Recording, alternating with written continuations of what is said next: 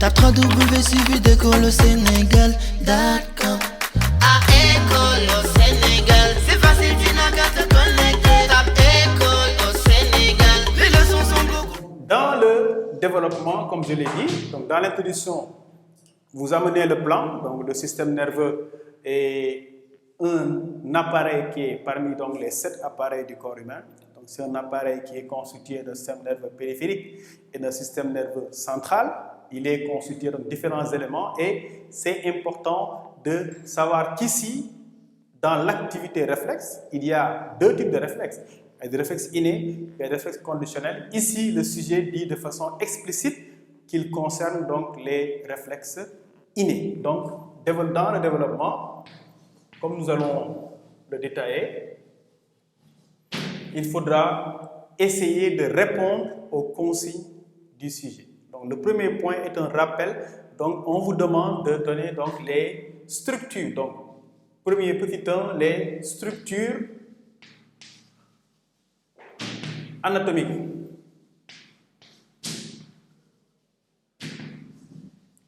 Donc, le premier point consiste à identifier les structures anatomiques. Et comme je l'ai dit, la maîtrise de connaissances permet de vérifier votre capacité à apprendre, mais surtout à comprendre le cours. Dans un réflexe inné, il y a l'intervention d'un récepteur. Le premier élément, c'est un récepteur.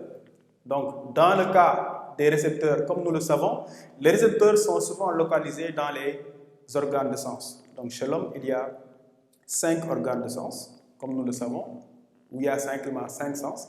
Et c'est la stimulation d'un récepteur qui va déclencher donc, le réflexe concerné. Donc, ici, une fois que vous avez un récepteur qui est stimulé, vous allez voir donc qu'il y a la naissance d'un message, comme nous l'avons vu, avec, au niveau de ce récepteur, l'élève peut de façon très rapide parler de l'organisation du récepteur. Un récepteur est constitué d'un site transducteur et d'un site générateur. Donc ce site transducteur et ce site générateur donc, permettent, dans un premier temps, la naissance de ce qu'on appelle un potentiel de récepteur, lequel potentiel de récepteur va, quand il atteint le seuil, selon l'intensité de la stimulation, donner ce qu'on appelle un potentiel d'action. Et c'est le potentiel d'action qui naît au niveau du site générateur qui, lui, sera véhiculé donc, pour passer au niveau de la fibre. Ceci concerne donc le premier point, dans les premières structures anatomiques, c'est évidemment les récepteurs.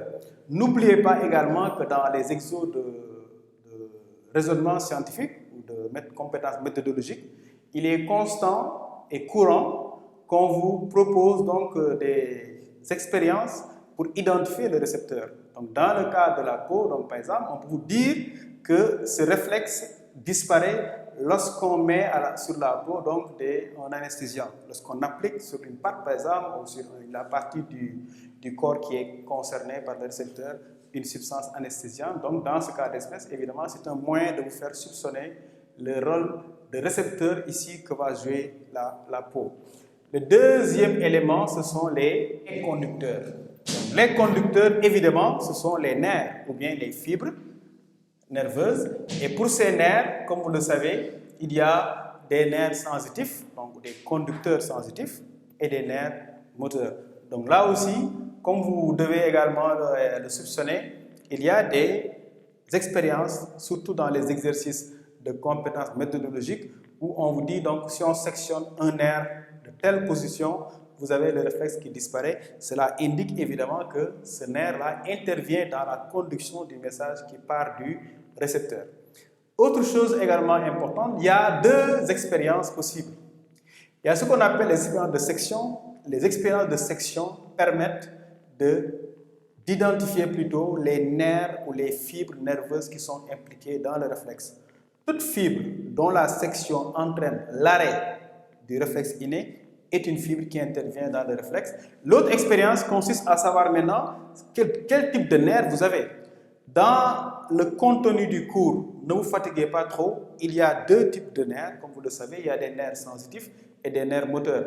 Donc tout consiste à faire des expériences qui consistent, comme les expériences de Bell et Magendie, comme nous avons vu dans le traitement des leçons. Donc, lorsqu'on sectionne une fibre, il y a deux bouts qui apparaissent. Un bout périphérique qui est lié donc au récepteur, à la périphérie du corps, et un bout central qui va vers le centre nerveux. Donc, la stimulation du bout central, s'il y a un résultat, indique que vous avez affaire à un nerf sensitif. Si c'est par contre la stimulation du bout périphérique, vous avez affaire à un nerf moteur. Le troisième acteur, ce sont le centre nerveux. Ici, le centre nerveux. Donc là aussi, le centre nerveux reçoit le message qui part du récepteur, qui passe par les conducteurs et qui arrive dans le conducteur sensitif. C'est pourquoi là aussi, le conducteur sensitif conduit des messages sensitifs. Le vocabulaire, il est important. Ces messages sensitifs sont également qualifiés de messages afférents ou bien centripètes. Donc les trois termes doivent être connus: sensitif, afférent et centripète. Arrivé donc au centre nerveux, le rôle de ce centre nerveux, c'est de transformer, parfois de façon directe avec une voie monosynaptique ou bien indirecte avec une voie polysynaptique qui fait intervenir un ou plusieurs interneurones. Eh bien, le centre nerveux va transformer le message sensitif en message moteur qui va passer donc par le nerf moteur. En général, dans les exercices de compétences méthodologiques, les expériences consistent à ce qu'on appelle donc une expérience de destruction. Par exemple, la démédulation entraîne la disparition d'un réflexe si le réflexe est médulaire. Quand vous faites la démédulation, c'est éliminer ou détruire la moelle épinière. Donc, le centre nerveux ici est suivi par le conducteur moteur. Là aussi, le conducteur moteur, j'ai mis les deux ensemble. J'aurais pu mettre ici conducteur sensitif et puis après conducteur moteur. Il faut savoir que, comme pour tout à l'heure, les expériences de Bell et Magendie, donc des expériences de section suivies de stimulation, permettent de savoir donc est-ce que le nerf est sensitif ou bien est-ce que le nerf est moteur. Donc si le bout périphérique stimulé aboutit par exemple à un résultat, une réponse, si le C est atteint, on a affaire à un nerf qui est moteur. L'autre fait important, c'est aussi que lorsque vous travaillez avec l'arc réflexe, parce que finalement on va obtenir un arc réflexe, eh bien, le nerf, tout à l'heure je vous disais que le conducteur sensitif conduit donc des messages sensitifs ou afférents ou centripètes. Ici, c'est des conducteurs moteurs ou motoneurones qui vont conduire des messages moteurs ou efférents ou centrifuges. La maîtrise du vocabulaire va vous aider dans les énoncés des exercices. Le dernier élément qui va intervenir, c'est l'effecteur. L'effecteur. Alors, autant ici, il y a une grande diversité de récepteurs, donc selon la position du corps, donc des thermorécepteurs, des mécanorécepteurs, donc des tensiorécepteurs, des chémorécepteurs, des nocicepteurs. Autant il y a très peu d'effecteurs dans l'organisme, puisque en tout cas par rapport à la nature, l'effecteur est soit un ou des muscles, soit c'est des glandes. Donc, si vous avez un mouvement, un acte, vous avez affaire donc à ce qu'on appelle un muscle. Par exemple, dans l'énervation réciproque, on a vu ces deux muscles. Mais si vous avez affaire à un réflexe sécrétoire, comme par exemple la salivation, eh bien dans ce cas-là, c'est une glande ou les glandes qui vont intervenir. D'où le problème que je constate également à l'examen, c'est une mauvaise connaissance du corps humain. On ne peut pas faire de la biologie en terminale si on ne connaît pas bien le corps humain. Par exemple, je parlais tout à l'heure des muscles. Il faut savoir que les muscles, il y en a beaucoup dans l'organisme, mais chaque muscle a un nom. Donc, les principaux, évidemment, que tout le monde connaît, c'est les fameux seps, le biceps, le triceps, le quadriceps, mais il y a d'autres muscles, les zygomatiques au niveau du visage, moins connus bien sûr, les quadriceps, les fessiers, il y a donc différents muscles, les abdominaux, les pectoraux. Connaître ces noms-là ne sera pas forcément utile, mais ça peut servir.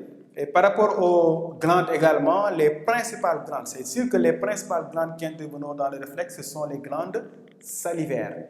Et les glandes salivaires sont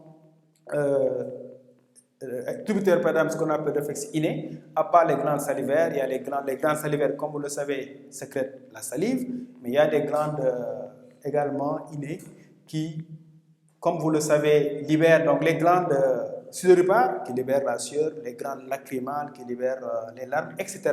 Donc, l'effecteur, si c'est un muscle, c'est par exemple la section des ligaments, la section des tendons va arrêter le réflexe. Donc, voilà ces éléments-là. Et un élève qui connaît son cours, quand il voit la succession récepteur, conducteur, sensitif et moteur, centre nerveux, effecteur, il doit penser à un élément, c'est ce qu'on appelle l'arc réflexe. Donc, les éléments anatomiques que le sujet évoque, ce ne sont rien d'autre que les éléments qui interviennent dans l'obtention de ce qu'on appelle un réflexe inné. Il s'agit des composants de ce qu'on appelle un arc réflexe. Tape www.suividecolosénégal.com. À École au